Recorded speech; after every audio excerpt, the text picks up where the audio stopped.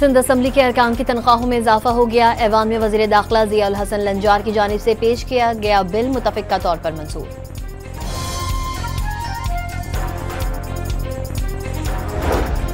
रहनुमा तहरीक इंसाफ उमर अयूब कौमी असम्बली में अपोजिशन लीडर नहीं रहे। पार्लिमानी लीडर जरताज गुल, डिप्टी पार्लिमानी लीडर अहमद चट्टा का ओहदा भी खाली करार। स्पीकर कौमी असम्बली ने ऐवान को नाअहली से आगाह कर दिया।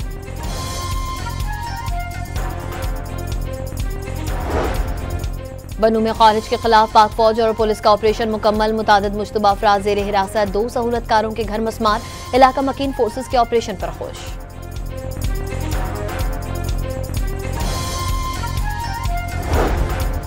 वज़ीर तवानाई सिंध नासिर शाह का दौरा थर। कौमी वैक्सीनेशन मुहिम पर सेमिनार में शिरकत। मैट्रिक के कामयाब तलबा को नकद इनामात देने का ऐलान किया। तलबा में अवार्ड्स और शील्ड तकसीम की। थर फाउंडेशन TCF एंग्रो कैंपस का भी दौरा किया। कराची में हेल्थ केयर कमीशन की कार्रवाई। मजीद 10 एस्थेटिक क्लिनिक सील कर दिए। गैर कानूनी क्लिनिक्स के खिलाफ एक्शन जारी है। इस्लामाबाद एयरपोर्ट पर इमिग्रेशन सूरत हाल अबतरी का शिकार। दावों के बावजूद एयरपोर्ट पर अक्सर गैर मुल्की काउंटर्स बंद। इमिग्रेशन काउंटर्स पर मुसाफिरों की लंबी कतारें लग गई। कराची के इलाके लांजी एक्सपोर्ट प्रोसेसिंग जोन में आग से मुनहदिम फैक्ट्री के मलबे से धुआं उठने पर कूलिंग का अमल जारी है। मुनहदिम होने वाली 4 मंजिला इमारत का मलबा भी उठाया जा रहा है।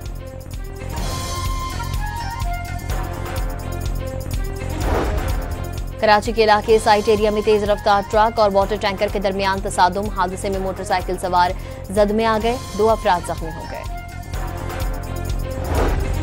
और पाकिस्तान और वेस्ट इंडीज के दरमियान 3 वनडे मैचेस की सीरीज का पहला मैच आज खेला जाएगा। सरोबा में मुकाबला पाकिस्तानी वक्त के मुताबिक रात 11 बजे शुरू होगा। पाकिस्तानी विमेंस और आयरिश विमेंस का दूसरा T20 भी आज होगा।